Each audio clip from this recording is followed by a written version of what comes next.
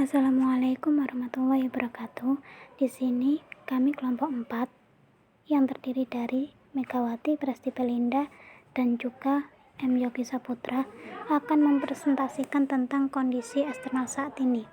Kondisi eksternal sendiri terbagi menjadi dua, yaitu satu, lingkungan umum. Lingkungan umum sendiri yaitu suatu lingkungan dalam lingkungan eksternal organisasi yang menyusun faktor-faktor yang memiliki ruang lingkup luas, dan faktor-faktor tersebut pada dasarnya berada di luar dan terlepas dari operasi perusahaan. Yang kedua, lingkungan industri.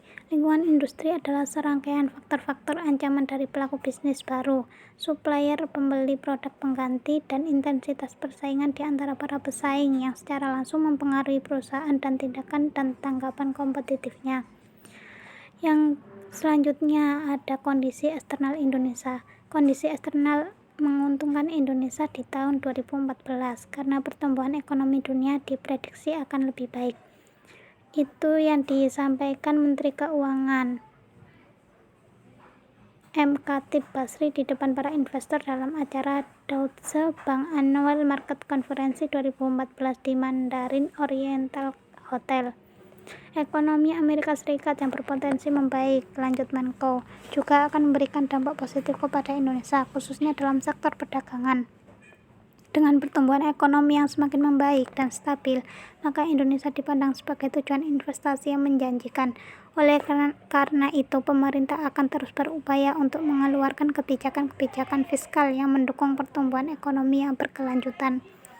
Yang selanjutnya ada hypercompetition. Hypercompetition sendiri adalah suatu kondisi ketika kompetisi sangat ketat menciptakan ketidakstabilan di pasar. Kondisi ini mengharuskan perusahaan untuk mengubah strategi secara terus-menerus. Untuk yang selanjutnya adalah Future World. Dalam Future World terbagi menjadi 4 bagian. Yang pertama yaitu volatility, yaitu sebuah perubahan dinamika yang sangat cepat dalam berbagai hal seperti sosial, ekonomi, dan politik. Yang kedua yaitu uncertainty, bermakna sulitnya memprediksi isu dan peristiwa yang saat ini sedang terjadi. Yang ketiga adalah complexity, merupakan adanya gangguan dan kekacauan yang mengelilingi setiap suatu organisasi. Yang keempat adalah ambiguity, yang didefinisikan sebagai beban, berat, realitas, dan makna yang berbaur dari berbagai kondisi yang ada atau sebuah keadaan yang terasa mengambang dan kejelasan masih dipertanyakan.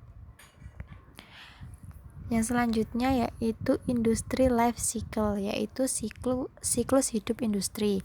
Adalah rangkaian evolusi sebuah industri seiring dengan berjalannya waktu.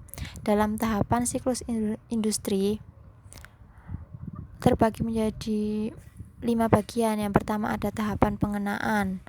Pada tahapan ini, industri mungkin hanya terdiri dari satu perusahaan, yang mana kita kenal sebagai penggerak pertama, first mover. Karena itu, kegagalan terjadi bukan karena tekanan pesaing, melainkan karena perusahaan mengalami resiko penerimaan produk yang sangat rendah. Konsumen tidak menyadari manfaat produk yang enggan mengambil resiko dengan membelinya. Yang kedua yaitu pertumbuhan. Pada tahap pertumbuhan ini, tingkat pertumbuhan pasar meningkat, biasanya secara eksponensial. Semakin banyak orang menggunakan dan efek jaringannya mulai bekerja. Persaingan pada tahap ini masih longgar. Tingkat presentasi pasar yang masih rendah membuat perusahaan dapat mengejar pertumbuhan dengan mengakuisisi pelanggan, alih-alih merebut pelanggan dari pesaing. Mereka melakukan dengan meningkatkan promosi atau pemasaran. Yang ketiga adalah shake out. Pada tahapan ini, tingkat pertumbuhan mulai melambat. Perusahaan mulai bersaing secara satu sama lain dengan mendapatkan pangsa pasar. Yang keempat adalah matang atau maturity. Pada tahapan ini, pasar mencapai ukuran maksimum dan pertumbuhan industri mencapai puncaknya. Yang terakhir adalah penurunan atau decline. Pertumbuhan industri negatif itu biasanya sebagai akibat dari perubahan lingkungan eksternal seperti perubahan teknologi dan inovasi baru. Sekian presentasi dari kelompok 4. Bila kurang lebihnya mohon maaf. Wassalamualaikum warahmatullahi wabarakatuh.